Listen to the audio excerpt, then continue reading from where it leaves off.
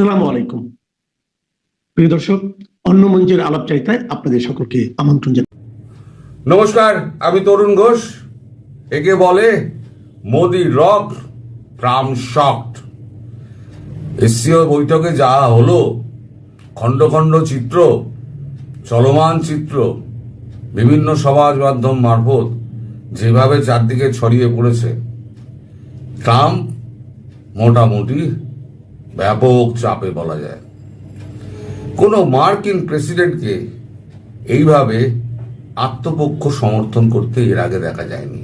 Trump কি করলেন? Trump আত্মপক্ষ সমর্থন করে একটি টুইট করলেন। সেই টুইটে উনি কেন ভারতের ওপরেতে এইটা চাপিয়েছেন, মানে ওনার বক্তব্য হচ্ছে মানে ভারতই এই জিনিসগুলো করছে, এই যে সমস্ত কিছু মানে এসসিওতে 3 মাথাকে এক করা, এই সমস্ত কিছু ভারতই করছে। তো ট্রাম্প কি বলছেন আগে সেটা একটুখানি দেখুন। তার টুইটটাও আমি দিয়ে দিচ্ছি, আবার আমাদের কাগজে যেটা বেরিয়েছে সেটাও আমি আপনাদের দিচ্ছি। শুল্ক ঘিরে ট্রাম্পের নীতি, নতুন দাবি অব্যাহত রেষারেষি। অন্তত 25 বার ভারত পাকিস্তান সংঘর্ষ থামানোর দাবি, বহুবার বাণিজ্য বোঝাপড়া প্রায় চূড়ান্ত হয়ে যাওয়া নিয়েও সেই তালিকায় নতুন সংযোজন আমেরিকার প্রেসিডেন্ট ডোনাল্ড ট্রাম্পের। সোমবার নিজের সমাজ মাধ্যম ট্রুথ সোশ্যালে তার বক্তব্য, ভারত আমেরিকার সমস্ত প্রায় পণ্যের আমদানি শুল্ক শূন্যে নামাতে চাইছে, কিন্তু অনেক দেরি হয়ে গিয়েছে। এদিন ট্রাম্প লিখেছেন, খুব কম মানুষই বুঝতে পারেন আমরা ভারতের সঙ্গে ব্যবসা কম করি, কিন্তু ভারত আমাদের সঙ্গে প্রচুর ব্যবসা করে, কারণ তারা আমাদের থেকে চড়া আমদানি শুল্ক নেয়। পুরোটাই একমুখী বিপর্যয়। এমনকি তারা বেশিরভাগ তেল এবং প্রতিরক্ষা সরঞ্জাম রাশিয়া থেকে কেনে, আমাদের থেকে কেনে খুব কম। এখন তারা বলছে তারা আমাদের পণ্যের শুল্ক শূন্যে নামিয়ে আনতে তৈরি, কিন্তু এখন অনেক দেরি হয়ে গিয়েছে, এটা তাদের অনেক আগেই করা উচিত ছিল। এই দাবি কিন্তু ভারতবর্ষ কখনো করেনি। আবার একটি মিথ্যে কথা বললেন ট্রাম্প, যে ভারতবর্ষ এই শুল্ক 0% করার জন্য দাবি জানিয়েছে। একবারও ভারত বলেনি, ভারত শুল্ক নিয়ে আর আলোচনাই করেনি। ট্রাম্প এই মিথ্যে কথাগুলো যেগুলো বলে যাচ্ছেন, সেগুলো ট্রাম্পের ক্ষতি আরো করছে। আজকে ট্রাম্পের এর জন্যই কিন্তু মানে একরকমের জন্যই কিন্তু আজকে এই 3টে মাথা একসঙ্গে হতে পারলো। ডক্টর জয়শঙ্কর যেমন রাশিয়ায় গিয়েছেন, তেমন ডক্টর জয়শঙ্কর চীনে গিয়েছেন, আমাদের এনএসও গিয়েছেন। কিন্তু ডক্টর জয়শঙ্কর সম্পর্কে ওয়েস্টার্ন মিডিয়া কি ভাবছে? ওয়েস্টার্ন মিডিয়া এক কথায় ডক্টর জয়শঙ্করকে বলছেন তিনি পৃথিবীর শ্রেষ্ঠ কূটনীতিক, যিনি চীনের মতো শত্রুকে ভারতের সঙ্গে বসিয়ে দিয়েছেন এবং পুতিনকে নিয়ে সেখানে একটা ট্রায়ও গড়ে তুলেছেন, যে ট্রায়ও এখন মানে শক্তিশালী এতটাই হবে যেখানে আমেরিকা বিপদে পড়ে যাবে। তার একচ্ছত্র আধিপত্য যেটা আমেরিকার ছিল, সেটা তার থাকবে না। এখন ওয়েস্টার্ন মিডিয়া CNN কি বলছে তার একটা 1 মিনিটের একটা আমি ভিডিও আপনাদের একটা প্রেজেন্ট করছি, আপনারা আগে ভিডিওটা দেখুন। In just 60 seconds, one man stood up and said what the whole world was too afraid to admit. He didn't raise his voice. He didn't read from a script. He spoke truth, sharp, unfiltered, undeniable truth. And the room went silent. That man was Dr. S.J. Shankar. And in that moment, history shifted. This isn't just about politics. This is about power, identity, courage, and how one voice, one sentence can break decades of dominance. If you think you know who leads the world, think again. Stay with me.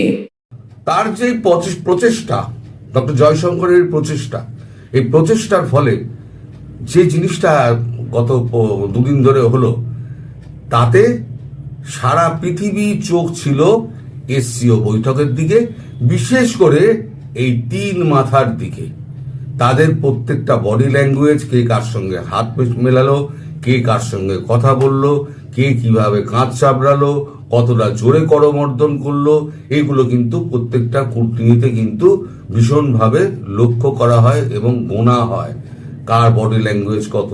আপনারা হয়তো সারা জীবনে Xi Jinping এর একটা হাসির ছবি পাবেন না, মুচকে হাসার ছবিও আপনি পাবেন না, কিন্তু এইখানে যে ছবিগুলো উঠে এসছে যে তিন মাথা একসঙ্গে রয়েছেন, এখানে শি জিনপিং এর কাষ্ঠ হাসি হলো শি জিনপিং কিন্তু হাসছেন। এবং আর একটা ছবি খুব ক্রল করছে বাজারে, সেটা হচ্ছে শাহবাজ শরীফ। শাহবাজ শরীফের আলোচনা আমরা যতটা করি তার থেকে বেশি আলোচনা করে পাকিস্তানের মিডিয়া। পাকিস্তানের মিডিয়া বারবার শাহবাজ শরীফকে গালি দিচ্ছে আর বলছে ওইখানে গিয়ে হাত বাড়ানোর কি দরকার ছিল, যখন তিন মূর্তি যখন হেঁটে বেরিয়ে যাচ্ছে আপনার সঙ্গে কথাও বলছে না। একটা ছবি বেরিয়ে এসছে, সেটা হচ্ছে ওয়েটারের মতো দাঁড়িয়ে আছে উনি, এই ছবিও বেরিয়েছে। ফলে এখন বিভিন্ন রকম জিনিসপত্র চলছে। এখন সেটা সম্ভব হয়েছে ওয়েস্টার্ন মিডিয়ার মতে, এটা সম্ভব হয়েছে জাস্ট আমাদের জয়শঙ্করের জন্য। তার এই দৌড়দৌড়ি, তার এই সফলতা, তার এই বোঝানো মানুষকে যে মানুষ কি করেছে এবং কি ভাবছে, সন্ত্রাসবাদকে পিছনে ঠেলা কেন প্রয়োজন। আমাদের এখানে কাগজে একটা বেরিয়েছে, সেটা হচ্ছে এসসিওর ঘোষণায় পহেলগামের নিন্দা। এটা একটা বড় জয়। এসসিওর বৈঠক যে জয়েন্ট স্টেটমেন্ট রয়েছে সেখানে পহেলগামের একটা উল্লেখ করা, সেটা কিন্তু বড় জয়, যেখানে চীন স্বাক্ষর করেছে। এর আগে যে সাংহাইতে যেটা হয়েছিল, রাজনাথ সিং সেখানে কিন্তু স্বাক্ষর করেননি, মানে তিনি স্বাক্ষর না করে চলে এসেছেন। এবারে কিন্তু চীন কিন্তু এইটা উল্লেখ করেছে, পাকিস্তানের নাম যদিও না করে।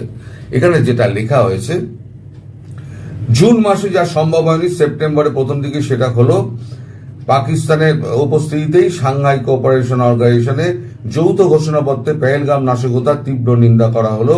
যদিও পাকিস্তানের কোনো সরাসরি কোনো উল্লেখ বিবৃতিতে নেই, তবে স্পষ্টভাবে বলা হয়েছে এই ধরনের হামলার পরিকল্পনাকারী, সংগঠক এবং পৃষ্ঠপোষকদের অবশ্যই বিচারের আওতায় আনা উচিত। একে ভারতের কূটনীতিক জয় বলে মনে করছে অভিজ্ঞ মহল। এবং এই যৌথ ঘোষণাপত্রে রাশিয়া, ইরানের সঙ্গে চীনের সই করাকে কিছুটা হলেও তাদের অবস্থান বদলের ইঙ্গিত দিচ্ছে বলেই মনে হচ্ছে। কারণ ইরান ব্রিক্সে আসতে চাইছে, তাই ইরান এখন এইটা সম্মত হয়েছে যে এই আতঙ্কবাদ যেটা ইরান সমর্থন করে, কিন্তু পহেলগামের ক্ষেত্রে ইরান কিন্তু এর বিরোধিতা করেছে। এটাই হচ্ছে ভারতের জয়। একটি মহলের কথায় চীনের সমর্থন না পেলে পহেলগামের ঘটনাকে যৌথ ঘোষণাপত্রে রাখাই কঠিন হতো। আরো একটি মহল অবশ্য পহেলগামের সময় চীনের অবস্থানকে মনে করিয়ে দিয়ে বলেছে, দিল্লি বেজিং এর সম্পর্ক এখন কিছুটা সহজ হয়েছে ঠিকই, কিন্তু তা কতটা দীর্ঘ হবে তা নিয়ে সংশয় এখনো পুরো কাটেনি। অবশ্যই কাটেনি, কারণ চীনকে বিশ্বাস করা যায় না, চীনকে চোখে চোখে রাখতে হবে। চীন কখন কি করে, কখন কি বলে, তার কিন্তু কোনো গ্যারান্টি নেই। কোন দিন পাল্টি খাবে তার কোনো গ্যারান্টি নেই। ফলে আমি যে বারবার বলি না যে চীনকে অর্থনৈতিক দিক দিয়ে চীনকে ফাঁসিয়ে রাখুন। এখানে বেল্ট অ্যান্ড রোড ইনিশিয়েটিভ তৈরি করে ভারতবর্ষে তৈরি করে সিপ্যাকে জুড়ে দাও, তারপরে চীনের যে লসটা হয়েছে সেই লসটা কাভার হয়ে যাবে, এটা চীনকে নিশ্চয়ই বোঝানো হয়েছিল। এরপরে যে ঘটনাটা ঘটেছে সেটা হচ্ছে পুতিনের সঙ্গে একাকী বৈঠকে, মানে দ্বিপাক্ষীয় বৈঠকে। এই বৈঠকে যাওয়ার আগে পুতিন আগে বেরিয়ে এসছেন, বেরিয়ে এসে নিজের গাড়িতে 10 মিনিট অপেক্ষা করেছেন মোদিজির আসার জন্য। মোদিজি 10 মিনিট বাদে এসছেন, ওই গাড়িতে এক গাড়িতে উঠেছেন, উঠে ভেন্যু অবধি নিজেরা কথা বলতে বলতে গিয়েছেন এবং 45 মিনিট তাদের মধ্যে কথা হয়েছে। দুটো রাষ্ট্রপ্রধানের মধ্যে 45 মিনিট কথা হওয়া, এটা কিন্তু খুব মানে মানে ইঙ্গিতপূর্ণ। এবং তার মধ্যে একটা কথা আছে, সেটা হচ্ছে যখন চীন যাচ্ছেন আমাদের প্রধানমন্ত্রী নরেন্দ্র মোদী, সেই সময়তে প্লেনে জেলেনস্কির ফোন আসে এবং জেলেনস্কি তখন বলেন যে আপনি মধ্যস্থতা করে, যখন কথা হচ্ছে মধ্যস্থতা করে আমাদের এই যুদ্ধ থামান। হয়তো সেটা নিয়েও কথা হতে পারে। আমি বহুদিন আগে আপনাদের বলেছিলাম, উনি যখন এতে গেছিলেন, ভিয়েনায় গেছিলেন, সেই সময় বলেছিলাম দেখবেন ভবিষ্যতে আজ হোক কাল হোক, 1 বছর বাদে হোক 2 বছর বাদে হোক, 3 মাথাকে এই ভিয়েনায় নিয়ে গিয়ে বসতে দেখবেন। হয়তো খুব শিগগির হয়তো সেই দিনটা আমাদের দেখতে হবে। ওই ভিয়েনায় 3 মাথা গিয়ে বসে একটা চুক্তি স্বাক্ষর হবে। এটা পারেন একমাত্র নরেন্দ্র মোদী এবং একমাত্র নরেন্দ্র মোদী। কারণ নরেন্দ্র মোদীকে সবাই বিশ্বাস করেন যে এই মানুষটা পিঠে ছুরি মারবে না এবং একে বিশ্বাস করা যায়।